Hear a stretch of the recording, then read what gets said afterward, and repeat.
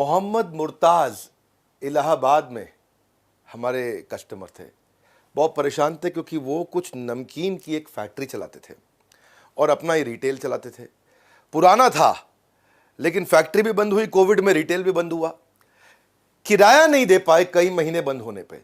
जब किराया नहीं दिया दुकान का तो मकान मालिक तंग करे, दुकान मालिक तंग करे, किराया दो किराया दो किराया दो, सेल है नहीं, किराया कहाँ से दे। तो ये मोहम्मद मुर्ताज़ ने अपना दुकान बंद कर दिया, फैक्ट्री अपने घर के पीछे बरामदे में चलाई और हमारे यहाँ एवरीथिंग अबाउट एंटरप्रेन्योरशिप इन्होंने ज्वाइन किया हुआ था। कोच को उन्होंने फ़ोन किया, मैसेज किया कि भैया मेरा तो सब धंधा बंद, मेरी दुकान बंद, किराया दिया नहीं मैंने, अब क्या करूँ, मैं कैसे बिजनेस करूँ। ये फंस चुके थे और बनाए फैक्ट्री बंद तो अपने घर के पीछे बना तो रहे थे, पैकेजिंग भी कर रहे थे। इनको हमारे कोच ने मॉडल समझाया D2C, direct to consumer. D2C का मतलब है अब ना आपको मैन्युफैक्चरर चाहिए, ना आपको होलसेलर चाहिए, ना आपको ट्रेडर चाहिए, ना आपको रिटेलर चाहिए, बीच में कोई बिचौलिया नहीं चाहिए। आप अपने घर के बरामदे में पीछे बैठ के बनाएं, ऐसे पैकेज करें और सीधा कंज्यूमर तक पहुंचाएं। ये मॉडल के 12 स्टेप होते हैं। हमारे बिजनेस कोच ने, पर्सनल बिजनेस कोच ने उसको ये 12 स्टेप समझा दिए। आज ये भाई, यही मोहम्मद मुर्ताज़ 200% नहीं 400%, 800% का ग्रोथ लिया इन्होंने। ये रियल स्टोरीज हैं। एक्चुअली ऐसे ट्रेनिंग अटेंड करके फ़ायदा नहीं, आपको हैंड होल्डिंग के लिए कोच चाहिए और ये है हमारा पर्सनल बिजनेस कोच। ये सबसे पावरफुल प्रोग्राम, दुनिया का सबसे अफोर्डेबल, 4 रुपए घंटे में, फ़ोन करके पता कर लेना।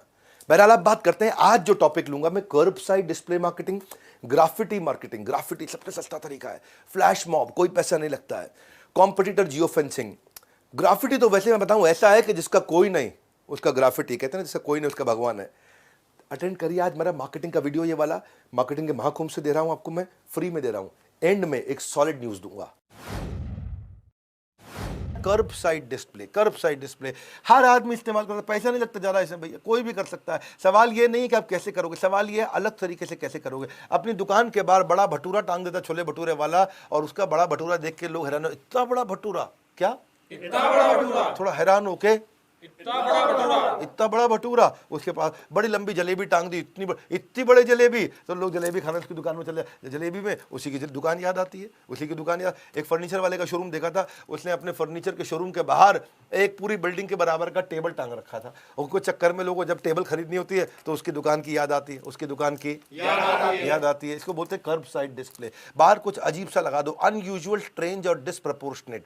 अनयूजुअल, स्ट्रेंज और डिसप्रपोर्शनेट, हिंदी में बोलूं असामान्य, अजीब, अनुपातहीनता। अनुपातहीन मतलब डिसप्रपोर्शनेट। देखो कॉन्शियस माइंड रजिस्टर तभी करेगा जब वो अनयूजुअल होगा, अजीब सा होगा। रैंडीज डोनट ने बिल्डिंग के ऊपर इतना बड़ा डोनट लगा दिया। अब डोनट की बात आती है तो जिसने वो बिल्डिंग देख ली उनका, उसको वही आता है। अपने दुकान के बाहर दुकान की शटर की साइज का जूता टांग दिया जूता बेचने वाले ने, वो देख के लगता है कोई अलग ही जूता देता है भैया, इसके जाके देख लो, है कि नहीं। आइसक्रीम पार्लर वाले ने सॉफ्टी इतनी बड़ी लगा दी कि शटर के साइज की सॉफ्टी पूरी, है कि नहीं, उसको देख के याद आता है। कॉफी मग वाले ने बड़ा कॉफी का कप, इतना बड़ा कॉफी का कप, जितने बड़ी पानी की बड़ी बड़ी सबसे बड़ी टंकी देखी है पानी की आपने, वैसा। तो इससे क्या याद हो जाता है, जायंट साइज पिज्जा टांग दिया पिज्जा वाले ने, इससे याद हो जाता है भैया क्या हो रहा है ये। ऐसे ही एंट्री वे डिस्प्ले भी बोलते हैं इसको, एंट्री वे डिस्प्ले। जहां से एंटर करेगा वहां डिस्प्ले पे आपने क्या चीज डाल दिया, कोका कोला की बड़ी सी बोतल गिरा के रखी है, आइसक्रीम पिघली हुई नीचे कुछ गीला गीला बहुत बड़ा सा लगा रखा है, कॉफी का मग उल्टा कर रखा है। ये बहुत तरीके हैं जी इसे।